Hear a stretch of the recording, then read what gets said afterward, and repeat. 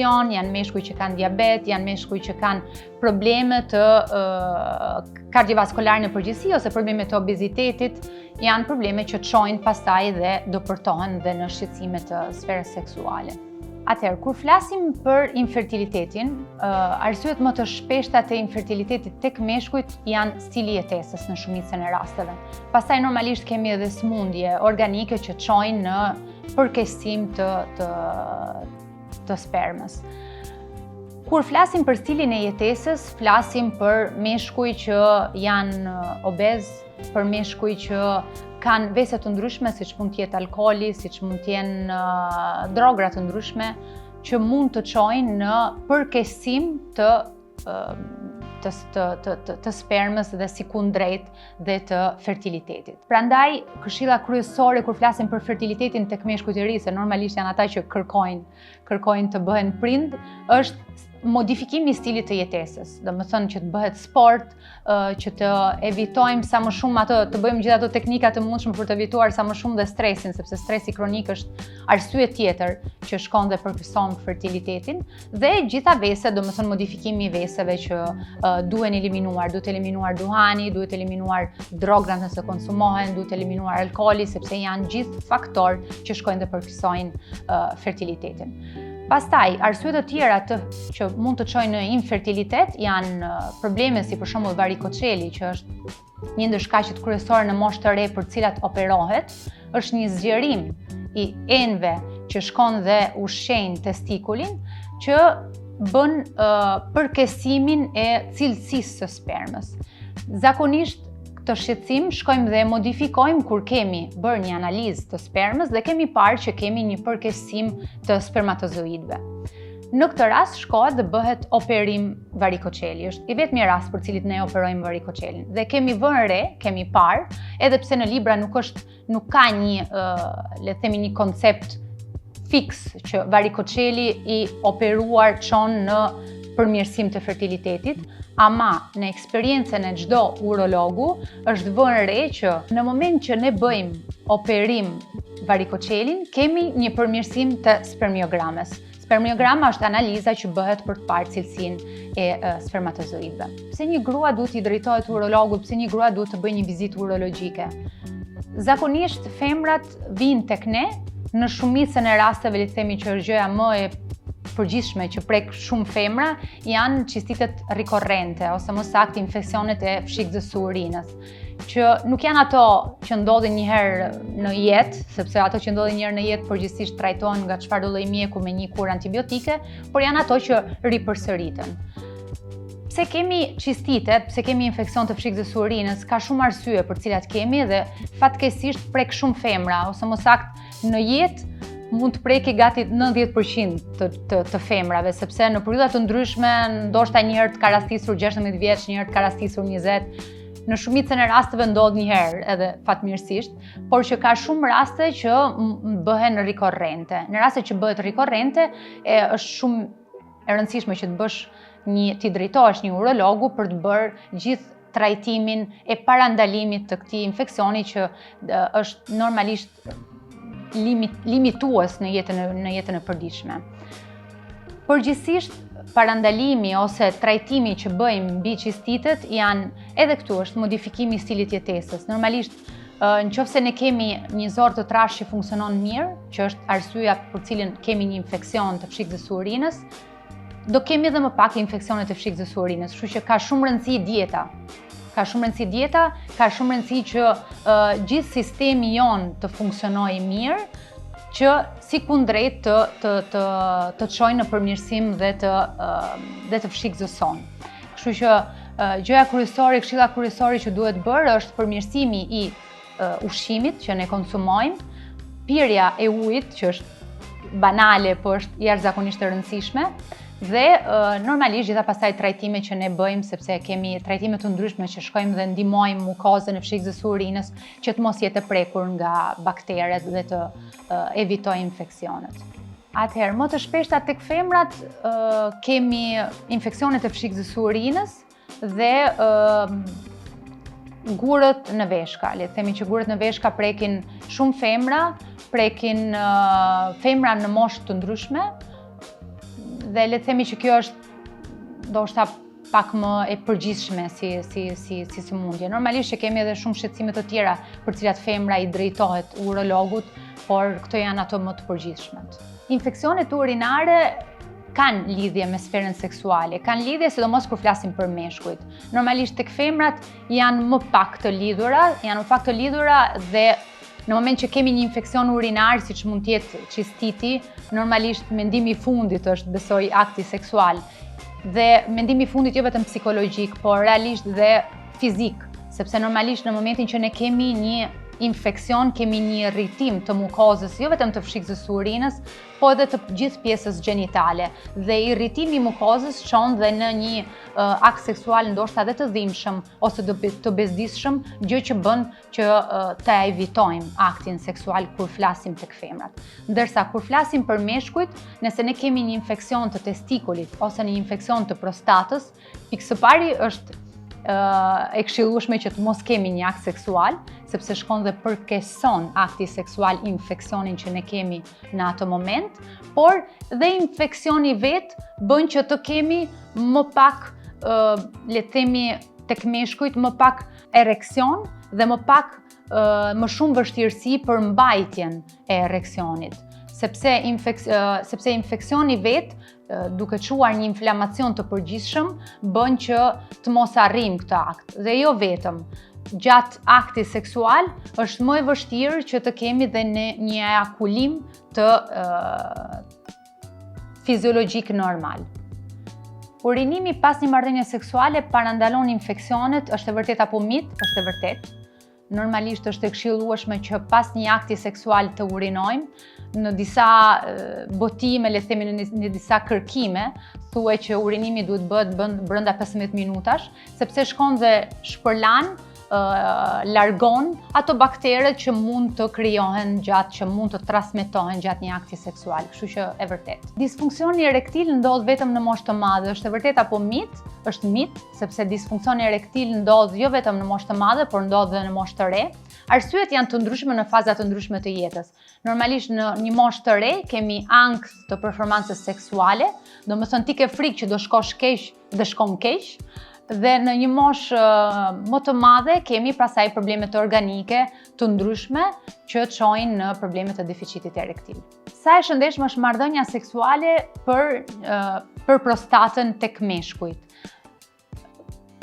Është shumë e rëndësishme një marrëdhënie ose një jetë seksuale aktive për të pasur një prostatë të shëndetshme. Normalisht nuk ka një numër fiks për cilin duhet të kryejmë një akt seksual në brenda një jave, por që edhe aty ka shumë kërkime që thonë, domethënë 2 herë në javë, 3 herë në javë, 1 herë në muaj. Kemi bërë publikime për çfarëdo lloj argumenti të mundshëm dhe në disa publikime thuhet që duhet të jetë diku të 2-3 herë në javë realisht, që të kesh një jetë të shëndetshme, jo vetëm të prostatës, po një jetë të shëndetshme në totalitet. Domethënë një mashkull ka nevojë që të jetë aktiv në totalitet, që ndikon dhe në jetën e përditshme dhe në stilin e jetesës së tij, domethënë. Një ndër pyetjet që më vijnë shpesh sidomos nga femrat është: kam djegje gjatë urinimit dhe gjithë analizat janë në rregull, çfarë duhet të bëj, çfarë kam? Pikë së pari duhet kuptuar se kush janë analizat që kemi bërë për të thënë gjithë analizat janë në rregull. Nëse kemi djegje gjatë urinimit, në shumicën e rasteve kemi të bëjmë me një infeksion të fshikës së urinës. Dhe në një infeksion të fshikës së urinës është e rëndësishme që të bëhet një analizë urine me kulturë, një kulturë analizës së urinës, ose më saktë quajtur urinokulturë. Nëse kemi një pozitivitet të kësaj analize, atëherë kemi një infeksion urinar bakterial. Ama nëse kjo analizë është negative, nuk e eviton faktin që ne mund të kemi gjithsesi një infeksion të fshikës së urinës abakteriale, domethënë jo bakteriale. Dhe në të dyja rastet janë të rëndësishme trajtimet. Normalisht në momentin që ne kemi një infeksion bakterial, marrim një terapi antibiotike. Nëse kemi një infeksion jo bakterial, shkojmë dhe marrim një terapi antiinflamatore. Pyetje tjetër që më vjen: sa herë në ditë duhet të urinoj? Është e vështirë të themi një numër se sa herë në ditë duhet të urinosh. Është më shumë e rëndësishme të kthehemi mbrapsht dhe të themi se sa shumë duhet të pimë. Normalisht është e këshillueshme që të pihet 1,5 litër 2 në ditë ujë dhe në bazë të kësaj sasie lëngu që ne kemi konsumuar, normalisht kemi frekuencë të ndryshme në mënyrën e urinimit. Përgjithsisht një fshigës urinare tek femrat mban diku te 300 mililitër, kështu që përgjithsisht ndjesia për të urinuar është kur ne kemi 300 mililitër. Tek meshkujt është pak më e madhe, është gati te 450-500. Kështu që varet nga kapaciteti i fshigës së urinës, varet nga konsumimi i lëngjeve që ne kemi bërë gjatë ditës për të thënë se sa shumë kemi urinuar ose nëse është normal urinimi jonë. Për të kuptuar nëse kemi një funksion të mirë të veshkave që transmetohet në urinim, bëhet një analizë e gjakut dhe është ajo që na e thot se si funksionojnë veshkat tona. Pyetje tjetër është: partneri im ka një rënje të dëshirës seksuale dhe të ereksionit. Ka lidhje me shëndetin apo është problem psikologjik? Për të kuptuar se kush mund të jetë problemi, normalisht duhet t'i drejtohet një mjeku urolog, duhet të bëj një sër analizash për të përjashtuar të gjitha problemet organike. Ne kemi thënë që në shumicën e rasteve tek meshkujt problemet janë psikologjike, por nuk mund të etiketojmë një mashkull me deficit erektil për probleme psikologjike nëse ne nuk e kemi bërë gjitha analizat që përjashtojnë çfarëdo lloj problemi hormonal ose organik të tij. Shpeshherë vërej që njerëzit hezitojnë t'i drejtojnë një mjeku dhe hezitojnë sidomos t'i drejtojnë një mjeku urolog. Pse është e rëndësishme t'i drejtohesh një mjeku? Është e rëndësishëm edhe pse në kulturën tonë kemi shumë pak fatkeqësisht ato parandalimin e smundjeve, gjë që bëhet gjithmonë e më prezent në jetat tona, sepse ndër vitet është rritur gjithmonë më shumë mbi jetesa që ne kemi. Domethënë ne jetojmë shumë më gjatë dhe duke jetuar më gjatë kemi më shumë probleme shëndetësore dhe kultura jonë ka ndryshuar. Normalisht më përpara kemi pas më pak kulturën e parandalimit, ndërsa tani shoh që është pak më prezente. Në Europë është shumë më shumë normalisht. Në Shqipëri ka filluar të jetë. Ka filluar të jetë ama e vëret në moshën e re, ndërsa në moshën më të madhe akoma hezitohet si gjë. Unë i këshilloj që gjithëve që t'i drejtojnë mjekut dhe kur flasim për urologun, meshkujt si për moshës 50 vjeçare, sepse është e rëndësishëm që të bëhet trajtimi i parandalimit, sidomos të problemeve të prostatës, që mund të çojë për shqetësime benigne në shqetësime shumë të mëdha, po ashtu edhe shqetësime të tjera siç janë ato të tumorit të prostatës, të kancerit prostatës, që është shumë e përhapur si smundje dhe është e rëndësishme që të diagnostikohet në kohë. Nëse diagnostikohen në kohë, janë gjitha smundje të kurueshme. Nëse diagnostikohen me vonesë, bëhet pak më problematike. Kështu që, sidomos mbi këtë pjesë, është shumë e rëndësishme t'i drejtohesh urologut. Gjë që vë re në gjithë këtë periudhën që kam filluar të vizitoj dhe në Shqipëri dhe të punoj në Shqipëri dhe jam shumë e kënaqur për këtë gjë, është që fatkeqësisht kam shumë pak pacient në një moshë të madhe që vinë dhe më drejtohen mua për të bërë një vizitë. Kur flas për pacient në moshë të madhe, flas për moshën 50-60 vjeçare. Ndërsa shumica e pacientëve që vinë në vizitë janë mosha 20-30, maksimumi 40 vjeç. Dhe argumenti kryesor për cilin shkojmë dhe trajtojmë është deficiti erektil, që është një argument edhe pse duket shumë i rrallë, i largët nga çdo person me cilin ti ke përballë, realisht është shumë prezent, është shumë i përhapur dhe arsyet kryesore për cilin e vëre, sidomos në Shqipëri, fatkeqësisht këtë gjën, janë gjithë mënyra e të jetuarit që kanë. Domethënë, një mashkull tipik 25 vjeçar që më drejtohet për probleme të deficitit erektil, që konsumon hashash, që pi alkool, që bën një jetë sedentare, që ka një keq ushqyerje, që shpeshherë dhe konsumon drogra që janë pak më të rënda se sa që mund të jetë hashashi. Dhe janë të gjithë faktorë që shkojnë dhe ndikojnë në sferën seksuale. Dhe janë faktorë që sado mund t'i ndihmoj me një terapi që normalisht funksionon, nuk trajton në mënyrë definitive problemin që këta persona kanë, sepse problemi kryesor është mënyrat e të jetuarit. Dhe nëse ne modifikojmë në këtë rast mënyrën e jetesës, në mënyrë të drejtë për drejtë kemi dhe një përmirësim të sferës seksuale.